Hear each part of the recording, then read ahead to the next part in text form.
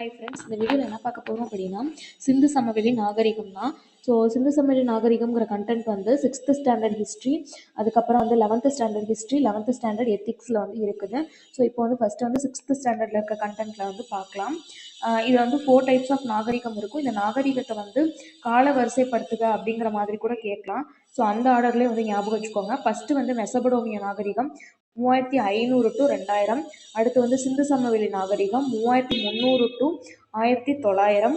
அதுக்கப்புறம் வந்து எகிப்து நாகரிகம் 3100 1100 வரைக்கும். நெக்ஸ்ட் சீனா நாகரிகம் 1700 to 1122. ஓகேவா?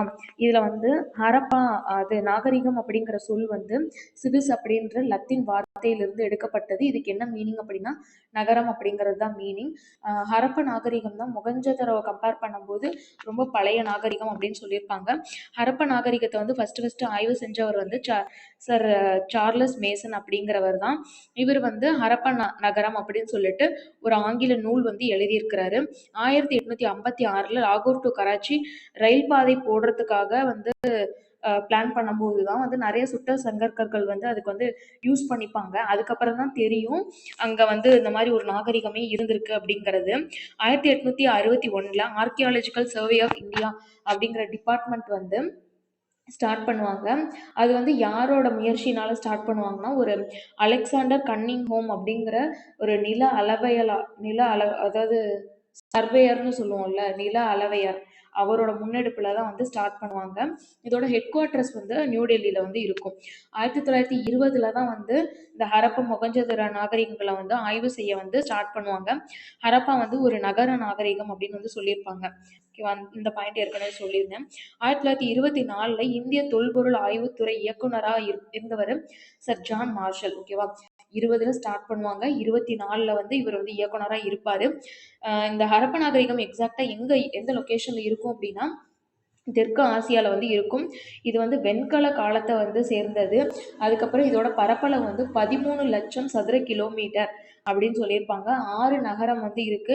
அது இல்லாமல் 200க்கும் மேற்பட்ட கிராமங்களும் வந்து அங்கே இருக்கு அப்படின்னு சொல்லியிருப்பாங்க. இது வந்து 13 லட்சம் சதுர கிலோமீட்டர்னு சொல்லலாம், இல்லைன்னா 1.3 மில்லியன் கிலோமீட்டர் ஸ்கொயர்னு சொல்லலாம். இன்னொரு 11th புக்லேயே ஏதோ ஒரு இதில் வந்து 1.5 மில்லியன் சதுர கிலோமீட்டர் அப்படின்னு சொல்லியிருப்பாங்க. ஸோ இந்த மாதிரி கொஞ்சம் நியராக எந்த வேல்யூ வந்தாலும் ஞாபகம் வச்சுக்கோங்க. மெகர்கர் அப்படிங்கிறது வந்து புதிய கற்காலத்தை மக்கள் வாழ்ந்த இடம் தான் வந்து மெகர்கர். இது எங்க இருக்குன்னா பாகிஸ்தான்ல பலுச்சிஸ்தான் அப்படிங்கிற இடத்துல வந்து போலன் அப்படிங்கிற ஆற்று பள்ளத்தாக்கு பக்கத்துல இருக்குது. இது வந்து கிமு 7,000 நூற்றாண்டை சேர்ந்தது. இங்க இருக்கிற மக்களோட முக்கிய தொழில் வந்து என்னவா இருந்ததுன்னா கால்நடை, வேளாண்மை, வணிகம், இதுதான் வந்து முக்கிய தொழில்களா இருந்தது. ஹரப்பால வந்து 2 பகுதிகள் வந்து இருந்தது. இது வந்து ஆற்றங்கரையிலேயே வந்து எல்லா நாகரிகமும் தோன்றனால ஆற்றங்கரையை வந்து என்னன்னு சொல்றாங்க அப்படின்னா நகர தொட்டில்கள் அப்படின்னு வந்து சொல்றாங்க. ஓகேவா? 2 பகுதி இருந்ததுன்னு சொன்னோம் இல்லையா, மேல் நகர அமைப்பு, கீழ்நகர அமைப்பு. இதை வந்து உயரமான பகுதி கோட்டைன்னு சொல்லுவோம். இதை வந்து யார் யூஸ் பண்ணாங்க அப்படின்னா நகர நிர்வாகிகள் வந்து யூஸ் பண்ணிப்பாங்க. பெருங்குளம், தானிய களஞ்சியம், இது எல்லாமே வந்து மேல்நகர அமைப்புல தான் இருந்தது. கீழ்நகர அமைப்பு வந்து தாழ்வான பகுதி, இல்லைன்னா கிழக்கு பகுதி அப்படின்னு சொல்லுவாங்க. இது வந்து பொதுமக்கள் வசிக்கிற இடமா இருந்துச்சு. ஓகேவா? பெருங்குளம் அப்படின்ற ஒரு அமைப்பு இருந்தது. அது வந்து மொகஞ்சதரோல இருந்தது. உலகின் ஃபர்ஸ்ட் கட்டப்பட்ட பொதுக்குளம் அப்படிங்கிறது வந்து இந்த பெருங்குளம் தான். ஓகேவா? வடக்கு புறத்துலேயும் தெற்கு புறத்துலேயும் வந்து படிக்கட்டுகள், அது இல்லாமல் 3 புறம் வந்து அறை வந்து இருந்தது. சுட்ட செங்கற்கற்களால் வந்து கட்டப்பட்டிருந்தது. அது இல்லாமல் மொகஞ்சதரோல வந்து ஆண் சிலையும் ஒரு பெண் சிலையும் இருந்தது. ஆண் சிலை வந்து அந்த ஸ்டீட்டை கல் அப்படின்னு அழைக்கப்படுற ஒரு நுரைக்கல்னால வந்து செய்யப்பட்டிருக்கும். பெண் சிலை வந்து வெண்கலத்தினால வந்து அந்த சிலை செய்யப்பட்டிருக்கும். இது வந்து நடன மாது அப்படின்னு வந்து சொல்லுவாங்க. இதை கண்டறிஞ்சவரும் வந்து யாருன்னா சர் ஜான் மார்ஷல் தான். இந்த ஒரு பொருளும் வந்து கண்டுபிடிக்கிறாங்க இல்லையா, அது எந்த நூற்றாண்டை சேர்ந்தது, எந்த காலத்தை சேர்ந்ததுன்னு எப்படி வந்து கணிக்கிறாங்க அப்படின்னா கார்பன் 14 அப்படிங்கிற கார்பனை வச்சு தான் வந்து வயது வந்து கணிக்கிறாங்க. தானிய களஞ்சியம் இதுவும் வந்து மொகஞ்சதரோல தான் இருக்குது. இதை வந்து தானிய களஞ்சியம் அப்படின்னு எதை வச்சு கண்டுபிடிச்சாங்கன்னா அங்க வந்து கொஞ்சம் கொஞ்சமா கோதுமை, பார்லி, திணை வகை, எள்ளு, பருப்பு, இதெல்லாம் வந்து அங்கங்க சிதறி கிடக்கிற அடையாளங்கள் வந்து இருக்குது. அந்த தானிய களஞ்சியம் வந்து வேற எங்க இருக்குன்னா ஹரியானால ராகி ராகிகர் அப்படிங்கிற இடத்துல கூட இருக்குது. இதை வந்து முதிர்ச்சி அடைந்த ஹரப்பா அப்படின்னு வந்து சொல்லுவோம். முதிர்ச்சி அடைந்த ஹரப்பா பகுதிக்கு எக்ஸாம்பிள் என்ன அப்படின்னு கேட்டாங்கன்னா ஹரியானால இருக்க ராகிகர். ஓகேவா. நெக்ஸ்ட் மெசபடோமியோத்தோட வந்து நம்ம வந்து கடல் வணிகம் வந்து வச்சிருந்தோம். ஈராக்கு, குவைத்து, சிரியா இந்த மாதிரி வந்து நிறைய நாடுகளோட வந்து கடல் வணிகம் வந்து வச்சிருந்தோம். அது எதை வச்சு தெரியுது அப்படின்னா, இப்போ வந்து மெசபடோமியோலையோ இல்லை ஈராக்லயோ வந்து ஹரப்பால யூஸ் பண்ண அதே மாதிரியான பொருள், அதே மாதிரியான அந்த டிசைன் இருக்கிறது வந்து அங்கேயும் வந்து இருந்திருக்கும். ஸோ அதை வச்சு வந்து கடல் வணிகம் இதெல்லாம் வந்து இருந்தது அப்படின்னு சொல்றாங்க. சுமேரியா அப்படிங்கிற இடத்துல வந்து நாரம்சின் அப்படிங்கிற ஒரு ஒரு இடத்துல வந்து மெலுக்காவில் அணிகலன் வாங்கியதற்கான அடையாளம் வந்து இருக்கு. நாரம்சின்ங்கிறது சரி அரசர். சுமேரியா நாரம்சின்ற அரசர் வந்து மெலுக்காவில் வந்து அணிகலன் வாங்கியதற்கான ஒரு அடையாளம் வந்து இருக்கு அப்படின்னு சொல்றாங்க. சுமேரியாங்கிறது வந்து சுமேரியால தான் வந்து ஃபர்ஸ்ட் எழுத்து வடிவம் வந்து உருவாக்கப்பட்டது. ஓகேவா. பாரசீக வளைகுடா, மெசபடோமியா, சிந்துவெளி பகுதி இங்கெல்லாம் வந்து உருளை வடிவ முத்திரை வந்து கண்டுபிடிக்கப்பட்டுள்ளது. அதாவது நம்ம வந்து ஏதாவது செவ்வக வடிவ இல்லை சதுர வடிவ முத்திரை அப்படின்னு வந்து கேட்டு அது வந்து சரியா தவறா, அதாவது அந்த ஸ்கூட்ரு காரணம் இருக்கும்ல அதுல வந்து கூட கேட்கலாம். ஸோ உருளை வடிவம் சொன்னாதான் சரி. ஓகேவா. அதுக்கப்புறம் குஜராத்ல லோத்தல்ன்ற பகுதியில் வந்து கப்பல் கட்டும் தளம் வந்து இருக்குது. இது வந்து எது பக்கத்துல இருக்குன்னா சபர்மதி ஆற்றங்கரையில வந்து இருக்குது அப்படின்னு வந்து சொல்றாங்க. அதே மாதிரியே குஜராத்ல வந்து தந்தத்திலான அளவுகோலும் வந்து இருக்குது. அந்த அளவுகோலோட மிக சிறிய அளவு வந்து என்னன்னா 1704 மில்லிமீட்டர். ஓகேவா. ஃபர்ஸ்ட் யூஸ் பண்ண உலோகம் வந்து செம்பு தான். இரும்பு பத்தியே அவங்களுக்கு வந்து எந்த ஒரு அந்த அறிவும் வந்து இல்லை. இரும்பு பத்தின அடையாளம் அங்கே எதுவுமே இல்லை. இரும்பு பத்தி இந்த மக்கள் வந்து அறியவும் இல்லை அப்படின்னு வந்து சொல்றாங்க. அதுக்கப்புறம் வந்து செபு அப்படின்னு அழைக்கப்படுற மாடு வகை காளை இனங்கள்லாம் வந்து இருந்ததற்கான அடையாளம் வந்து இருக்குது. ஆனா குதிரை இருந்ததற்கான அடையாளம் வந்து எதுவுமே இல்லை அப்படின்னு வந்து சொல்றாங்க. இவங்க வந்து என்ன வியர் பண்ணாங்க அப்படின்னா பருத்தி கம்பளி ஆடைகள் வியர் பண்ணியிருந்தாங்க. ஆபரணம் வந்து சிவப்பு நிற மணிக்கல், அதாவது காரிலியன் அப்படின்னு அழைக்கப்படுற சிவப்பு நிற மணிக்கல்னால வந்து ஆபரணங்கள் அணிஞ்சிருந்தாங்க.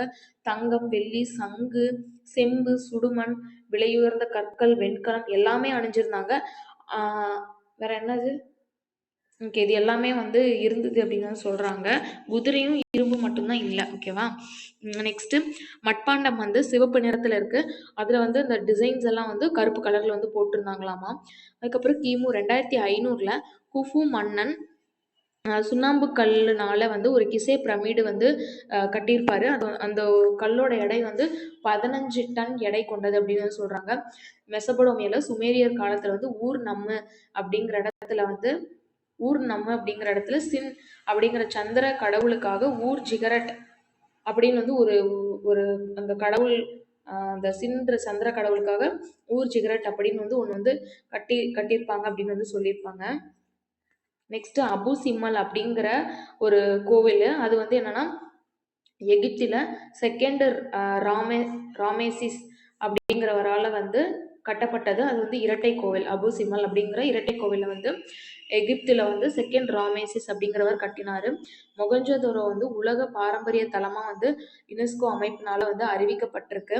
இந்த இது சிந்து ஹரப்பா மொகஞ்சதோரோ நாகரிகத்தோட அந்த வரைபடம் வந்து பார்த்தோம்னாக்கா தெற்கே மகாராஷ்டிரா வரைக்கும் இருக்கும்.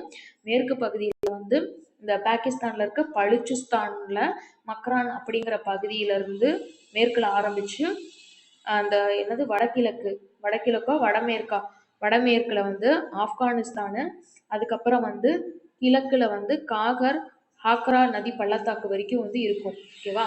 கீழே வந்து மகாராஷ்டிரா, மேல ஆப்கானிஸ்தான், இந்த சைடு வந்து ஹாக்ரா நதி பள்ளத்தாக்கு, அதுக்கப்புறம் மேற்குல வந்து பலுச்சிஸ்தான், மக்ரான் அப்படின்னு வந்து சொல்லியிருப்பாங்க. இதில் வந்து என்னன்னா கொர்டி, வஞ்சி, தொண்டி, கேவிடி அப்படின்னு அழைக்கப்படுற இந்த 3 ஊர்களும் பாகிஸ்தான்லேயும் நிறைய இடத்துல இருந்தது. ஆப்கானிஸ்தான்லேயும் வந்து நிறைய இடத்துல வந்து இதே பேர் சொல்லி வந்து அழைக்கப்பட்டிருக்கு அப்படின்னு சொல்றாங்க. பாகிஸ்தான்ல கொர்கி, வஞ்சி, தொண்டி, மத்தரை, உரை, கூடல்கர் அப்படிங்கிற இடமும், அதுக்கப்புறம் வந்து ஆறுகள் வந்து பொருணைவாலா, காவேரி வாலா, பொருணைவாலா இப்படிலாம் இருக்கும் ஆறுகள். ஆப்கானிஸ்தான்ல வந்து கொர்க்கை, பூம்புகார் அப்படிங்கிற இடங்களும், காப்ரி, பொருன்ஸ் அப்படிங்கிற ஆறுகளும் இருந்ததற்கான அடையாளங்கள் வந்து இருக்குது. ஸோ இவ்வளவு தான் வந்து சிந்து சமவெளி நாகரிகத்தின பத்தின கண்டென்ட். 6th ஸ்டாண்டர்ட்ல இருக்கிறது இவ்வளவுதான். ஓகேவா? தேங்க்யூ.